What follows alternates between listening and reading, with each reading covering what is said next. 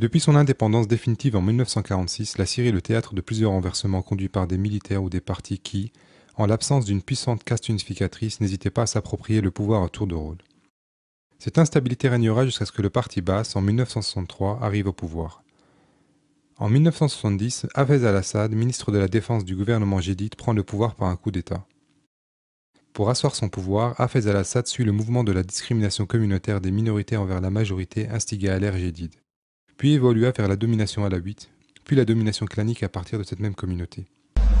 قلت له ابدا ده اللي حصل النهارده هو نتيجة تصرفات حزب البعث في سوريا وطرد الناس من الجيش، طرد الضباط والصف الضباط والجنود، نتيجة تصرفات حزب البعث في التسلط، نتيجة تصرفات حزب البعث في انه يدي الوظائف للبعثيين بس ويحرم السوريين، نتيجة تصرفات حزب البعث في انه قسم البلد الى قسمين وعمل تمييز عنصري واعتمد على الطائفية واعتمد على الاقليات، نتيجة تصرفات حزب البعث اللي قسم سوريا الى بعثي وسوري.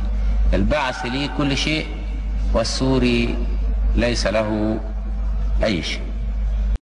Le parti Baas sert dès lors de parti d'État pour contrôler les masses.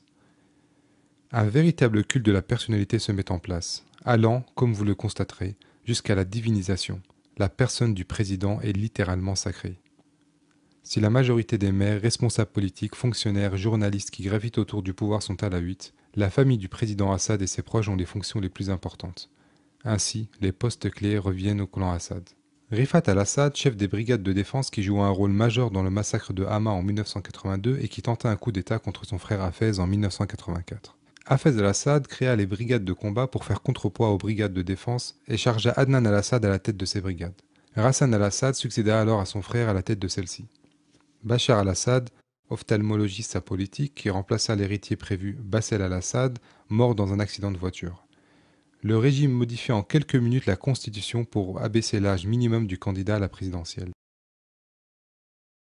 Maher al-Assad, frère cadet de Bachar al-Assad, il est à la tête de la garde présidentielle et de la fameuse 4e division blindée, la mieux équipée et la plus dangereuse. Rami Makhlouf, cousin maternel de Bachar al-Assad, qui contrôle au moins 60% de l'économie syrienne et dont l'empire couvre tous les domaines, des télécoms au secteur bancaire en passant par l'immobilier, le transport aérien, le duty-free et l'exploitation pétrolière. Sa fortune est estimée à près de 6 milliards de dollars alors qu'elle était de 3 milliards en 2005. Il est le symbole d'une classe d'affairistes qui se partagent les nouveaux oligopoles. C'est ce que certains appellent le capitalisme des copains ou l'ultralibéralisme mafieux. La proximité des affairistes avec le pouvoir les dispense de toutes les règles et de toutes les lois. Il est particulièrement détesté par les Syriens, dont 30% vivent sous le seuil de pauvreté et où 2 millions n'ont pas les moyens de subvenir à leurs besoins alimentaires, dont 300 000 enfants de rue. Hafez Makhlouf, frère cadet de Rami Makhlouf et donc cousin de Bachar al-Assad, est à la tête des services de renseignement pour la sécurité d'État. C'est lui qui a recruté les Shabia, ces voyous chargés de réprimer dans le sang les manifestants syriens. Asef Shaukat, beau-frère de Bachar et Maher al-Assad, qui fut à la tête des renseignements militaires jusqu'en 2009, et était le point de contact entre la Syrie et les responsables occidentaux de la lutte dite antiterroriste post-11 septembre lancée par Bush. Il a notamment rendu service aux États-Unis et à la France, entre autres pays qui sous-traitaient les services de torture chez le gouvernement syrien. C'est le cas, par exemple, de Maher, ce Syrien ayant la nationalité canadienne et qui fut livré à la Syrie par les Canadiens.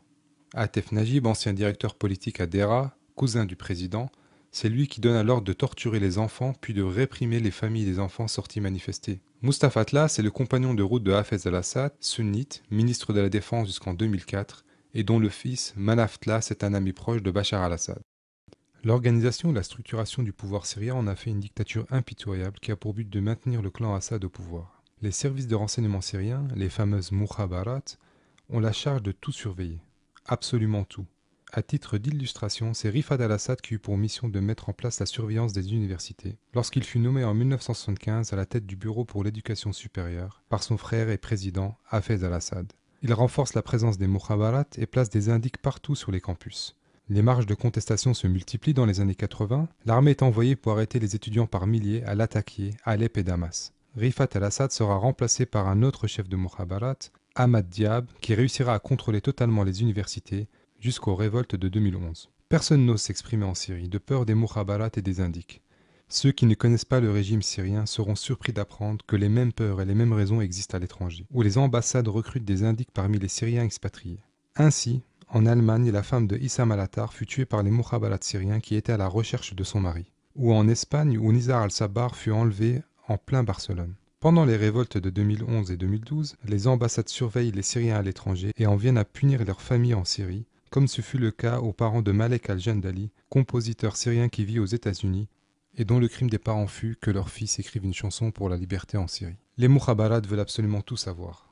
Et pour vous donner une idée, vous devez avoir l'autorisation des mukhabarat pour vous marier, ouvrir un commerce, vous inscrire à l'université, importer des pièces détachées pour votre voiture, ou toute réunion qui impliquerait un nombre jugé trop important de personnes. Le régime syrien ne connaît aucune loi. Soit il la modifie, soit il l'ignore complètement, comme c'est le cas de tout ce qui relève de la torture en Syrie.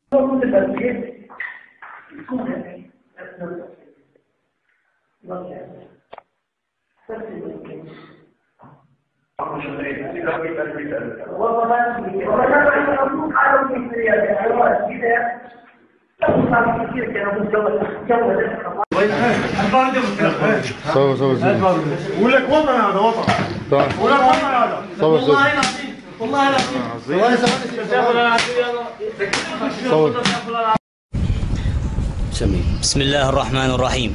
نزف إليكم شهيدا آخر من شهداء الحرية من مدينة الجيزة بمحافظة. Ces images montrent le corps de Hamza al-Khatib, 13 ans, qui fut torturé à mort l'année dernière. Sur son corps, on voit des traces d'électrocution, des lésions, des coups de fouet. Ses yeux sont noircis, son cou brisé et son pénis coupé. تعذيبه بأبشع الطرق فانظروا إلى آثار التعذيب. هذه رصاصة في ذراعه الأيمن اخترقت ذراعه. Les témoignages sont nombreux, terribles et terrifiants. En français, il vous est possible de lire le récit romancé de Mustapha Khalifé, emprisonné pour des propos jugés insultants, propos qu'il a tenus à Paris. Il a été accusé d'appartenir aux frères musulmans, sans preuve ni jugement, lui le chrétien grec orthodoxe et athée.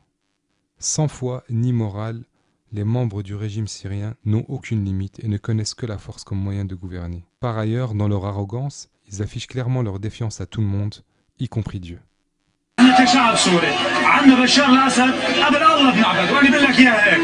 اسألوا ما شئتم فأنا البعث ديني وربي بشار الأسدي.